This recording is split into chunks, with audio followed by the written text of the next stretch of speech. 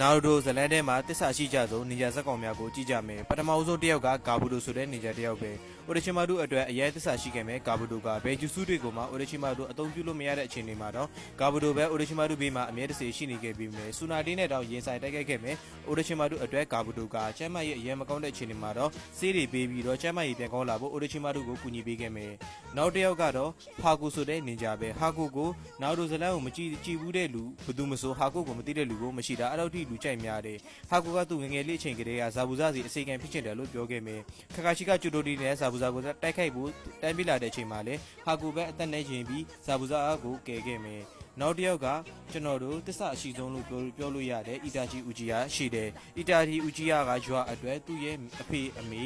သူ့ရဲ့ကလန်သားအကိုလုံးကိုတညာတွင်အတွင်းရှင်းပစ်ပေးခဲ့မယ်